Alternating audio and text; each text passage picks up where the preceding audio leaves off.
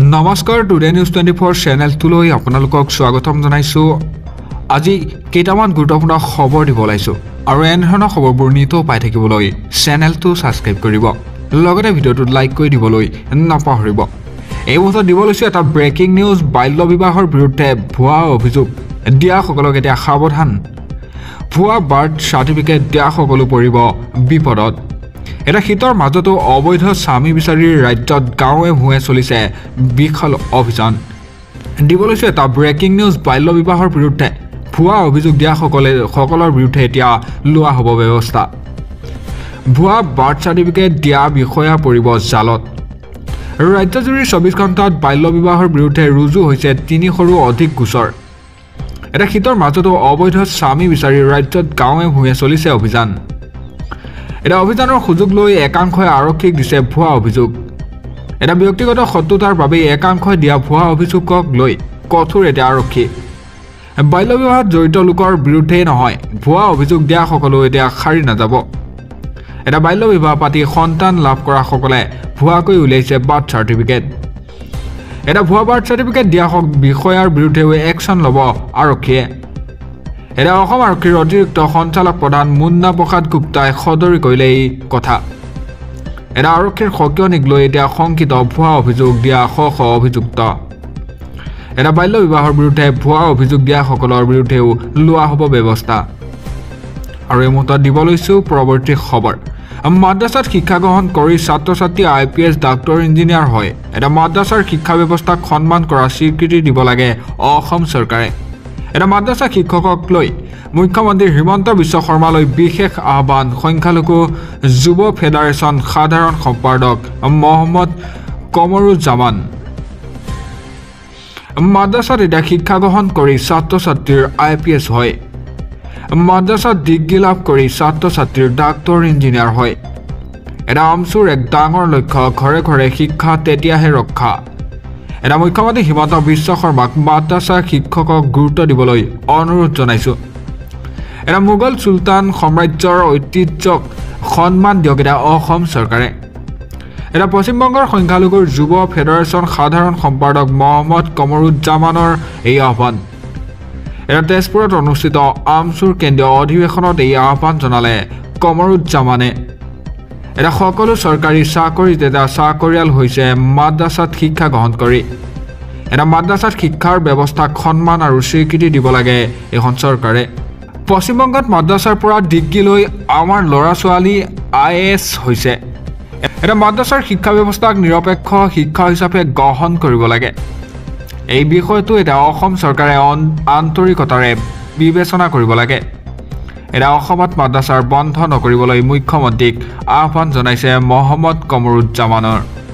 এটা পশ্চিমবংগৰ চৰকাৰৰ দৰে অসম চৰকাৰেও মাদ্ৰাছা শিক্ষাক গুৰুত্ব দিব লাগে। আমি কাৰোবাক সন্মান কৰিলে আমি সৰু হৈ নাযাওঁ বুলি কয়, সন্মান বাঢ়িহে যায়। এটা 45,000 ইমামক পশ্চিমবংগ চৰকাৰে মাহিলী 3,000কৈ টকা ভাত্তা দিয়ে। এটা পশ্চিমবংগ চৰকাৰৰ দৰে অসম চৰকাৰেও মাদ্ৰাছাৰ ইমামক দিব লাগে সন্মান। এটা অসমতো মাদ্ৰাছাৰ শিক্ষাৰ প্ৰৱৰ্তনক লৈ বিশেষ ব্যৱস্থা গ্ৰহণ কৰক চৰকাৰে। এটা মাদ্ৰাছাত শিক্ষা গ্ৰহণ কৰি ছাত্ৰ ছাত্ৰীয়ে IPS হয়। আৰু দিব লৈছো এই মুহূৰ্তত পৰৱৰ্তী খবৰ। আমচুৰ গৰ্জন, অন্যায় কৰিলে সহ্য কৰা নহ'ব বুলি কয় বিজেপি চৰকাৰৰ সংখ্যালঘু দিনেশ নীতিৰ বিৰুদ্ধে এতিয়া যুদ্ধ কৰা হ'ব। উচ্ছেদ ৰোধ কৰিবলৈ এটা সিদ্ধান্ত ল'ব মুছলমানে। মুখ্যমন্ত্ৰীৰ বিৰুদ্ধে এতিয়া ঘোষণা কৰিলে আমচুৱে। এটা সংখ্যালঘুক অন্যায় কৰিলে সহ্য কৰা নহ'ব। মুছলমানৰ অধিকাৰক লৈ এতিয়া গৰজি উঠিল আমচু। এটা মুখ্যমন্ত্ৰীৰ বিৰুদ্ধে যুদ্ধৰ ঘোষণা কৰিলে আমচুৱে। এটা বিজেপিৰ চৰকাৰৰ সংখ্যালঘুৰ দিনেশ নীতিৰ বিৰুদ্ধে এতিয়া যুদ্ধ কৰাৰ হ'ব। এটা সংখ্যালঘু মুছলমানৰ অধিকাৰক লৈ লোৱা হ'ব সিদ্ধান্ত। এটা সিদ্ধান্ত লোৱাৰ হ'ব হিমন্ত চৰকাৰৰ বুলডোজাৰ কেনেকৈ ৰোধ কৰিব পৰা যায়। এটা সিদ্ধান্ত লোৱা হ'ব উচ্ছেদ ৰোধ কৰি কেনেকৈ অধিকাৰ কাঢ়ি আনিব পৰা যায়। এটা ৰাজনীতিৰ পিছত আগেই জাতি জীয়াই থাকিব লাগিব। এটা জাতিক কেনেকৈ ৰক্ষা কৰিব সংখ্যালঘু লোকে অনুধাৱন কৰক। এটা তেজপুৰত আমচুৰৰ সভাপতি ৰেজাউল কৰিম চৰকাৰৰ হুংকাৰ। সংখ্যালঘুক অন্যায় কৰিলে এতিয়া সহ্য কৰা নহ'ব বুলি কয় আমচুৱে।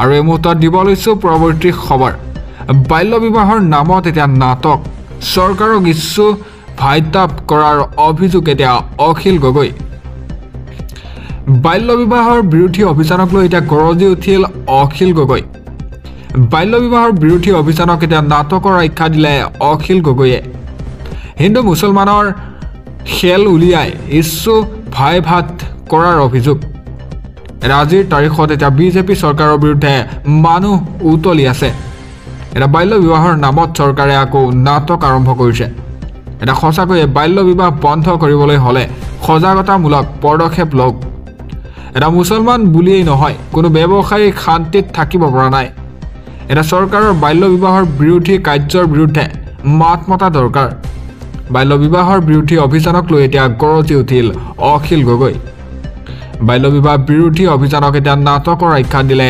অখিল গগৈয়ে হিন্দু মুছলমানৰ খেল উলিয়াই ইচ্ছুক ভাইভাত কৰাৰ এতিয়া অভিযোগ আজি তাৰিখত এতিয়া বিজেপি চৰকাৰৰ বিৰুদ্ধে মানুহ উতলি আছে এনে মন্তব্য কৰে অখিল গগৈয়ে আৰু দিব লৈছে এই মুহূৰ্তত পৰৱৰ্তী খবৰ ৰেচন কাৰ্ড থাকিলে নালাগে এতিয়া একো প্ৰমাণপত্ৰ এটা দিব লৈছোঁ ভাল খবৰ ৰেচন কাৰ্ডেই এতিয়াৰ পৰা হ'ব বিভিন্ন কামৰ বাবে প্ৰমাণপত্ৰ ৰেচন কাৰ্ড থাকিলে এতিয়া নালাগে গাঁওবুঢ়াৰ মৌজাদাৰৰ প্ৰমাণপত্ৰ ৰেচন কাৰ্ড থাকিলে পাব এতিয়া বিনামূলীয়া চিকিৎসা পকী ঘৰ আৰু ৰন্ধন গেছ এটা কলেজত বিনামূলীয়াকৈ নামভৰ্তিৰ বাবেও হ'ব ৰেচন কাৰ্ডৰ প্ৰমাণপত্ৰ এটা গাঁওবুঢ়া মৌজাদাৰৰ আয়ৰ প্ৰমাণপত্ৰ নহ'লেও লাভ কৰিব অৰুণোদয় আঁচনি এটা অৰুণোদয় পাবলৈ প্ৰমাণপত্ৰ হিচাপে কাম কৰিব ৰেচন কাৰ্ডে এটা চৰকাৰী সুবিধা পাবলৈ ৰেচন কাৰ্ড হ'ব উপযুক্তৰ প্ৰমাণপত্ৰ এটা বিনামূলীয়া চাউলৰ উপৰিও ৰেচন কাৰ্ডত